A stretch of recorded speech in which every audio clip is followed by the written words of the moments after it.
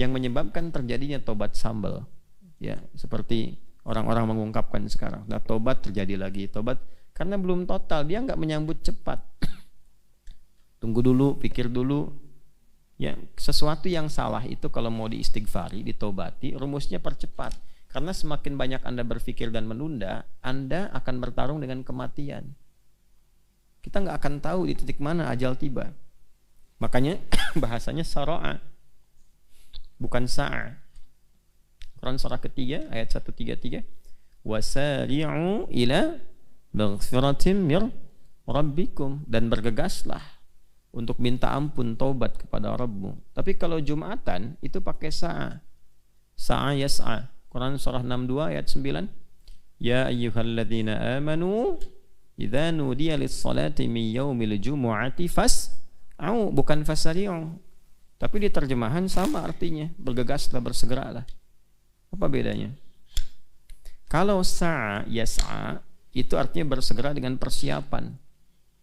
Gitu. Makanya saat sa'i itu kan, ya kan, agak bergegas kan, kita siap-siap dulu dari atas turun ke bawah tuh. Begitu ada isyarat lampu hijau baru kan. Kenapa Jumatan pakai sa'a? Ya. Tolong dibantu dulu. Itu di depan saya enggak ini, yang paling depan aja. Nah.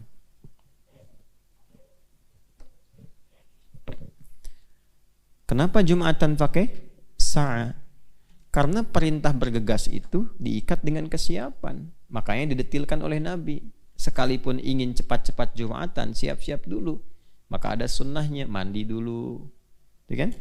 Kemudian bertatayib dulu, ya, menggunakan wangian.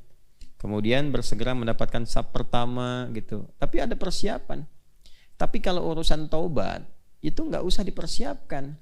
Jadi begitu sadar salah, taubati saat itu. Karena semakin lama dipertimbangkan, ya, berjuang dengan kematian nanti, berlomba siapa yang paling cepat. Ya, salahnya siang, taubatnya direncanakan malam, sore ajal datang. Gitu ya. Nah, ini rumus pertama. Jadi berbicaranya kita tidak menilai bagaimana diterima dulu, berbicaranya bagaimana supaya taubatnya benar dulu. Ya kan? Nah, kemudian faulaika yatubullahu alaihim, itu potensinya besar diterima taubatnya oleh Allah. Kembali ke An-Nisa ayat 17. Kalau menyegerakan taubat itu besar potensinya diterima oleh Allah. Nah, di ujungnya itu ditutup dengan aliman hakima. Allah tuh tahu sebetulnya keadaan setiap hamba. Tahu karakter si fulan tuh tahu. Gitu. Kelemahannya ini, ya kan? Kekuatannya ini. Suka begini, suka begitu.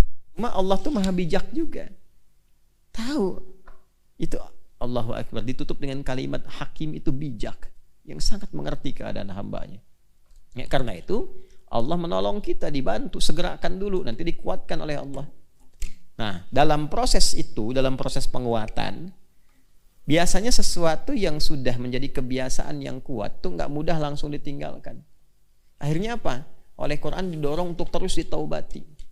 Ya, orang yang sekali taubat tuh taibun. Orang yang terus-terusan taubat tawabun.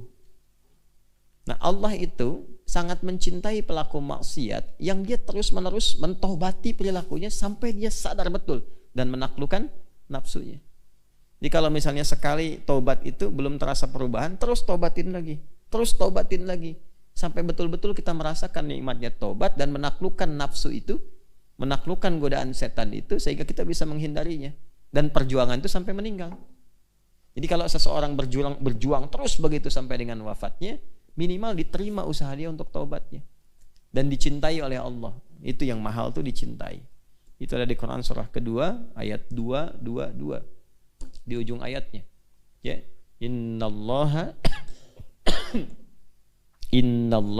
yuhibbut tawwabin wa yuhibbul mutatahhirin. Ya kan? Wa yas'alunaka 'anil mahid qul huwa adzan fa'tazilun nisaa fil mahid. Kemudian wala taqrabuhunna hatta yatahharna fa idza tatahharna fa'tuhunna min haitsu amarakumullah. Ujung ayatnya innallaha yuhibbut tawwabin. Kenapa coba ada tawabin di situ? Karena kadang-kadang suami istri pun kalau bergaul suka salah juga. Makanya sebelum mutatahhirin ada tawabin juga. Kalau salah oleh Allah. Kalau mau tobat dimaafin dulu, setelah itu bersuci. Ya kan? Jelas ya? Gitu. Kan kadang-kadang juga suka ada pelanggaran-pelanggaran kan? Ya, sama dalam hubungan suami istri juga kadang ada pelanggaran-pelanggaran. Ini dalam kehidupan secara sosial ada pelanggaran. Jadi rumusnya, kalau tadi bertobat dan merasakan belum berubah, jangan pernah memvonis diri tobatnya nggak diterima. Itu salah. Ya, jangan pernah memvonis. Karena itu memang maunya setan. Itu maunya setan supaya putus asa. Lalu bunuh diri. Gitu kan? Putus asa, bunuh diri. Paham? Ya. Nah, kalau sudah begitu kan dia kalut ini, lompat dari tebing. Tuh kan? Kalut begini lalu mengakhiri hidupnya karena merasanya tidak akan diterima, terus bertambah maksiat. Itu setan senang sekali. Jelas ya? Nah, yang terakhir bagaimana cirinya tobatnya diterima? Nah, selalu di Quran itu ada setelah kalimat tobat umumnya berpasangan dengan islah. Illal ladzina tabu wa aslahu. Ya kan? Kecuali orang-orang yang mau tobat kemudian memperbaiki diri. Jadi lawan tobat itu, lawan salah itu kan soleh.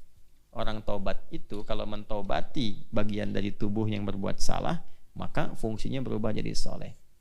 Mata seringkali melihat yang salah. Tobat, maka mata itu akan melihat yang soleh. Tak mau lagi melihat yang salah. Ya, karena itu dia akan mengakui dulu, menyesali, setelah itu mengganti dengan perbuatan lebih baik. Bahkan sensitif, gak mau dia lihat-lihat yang begitu lagi. Dengar-dengar gibah gak mau lagi, bicara kotor gak mau lagi. Nah itu hamba itu sudah mendapatkan penerimaan tobat di sisi Allah. Kalau dia jaga itu sampai wafat, insya Allah potensi husnul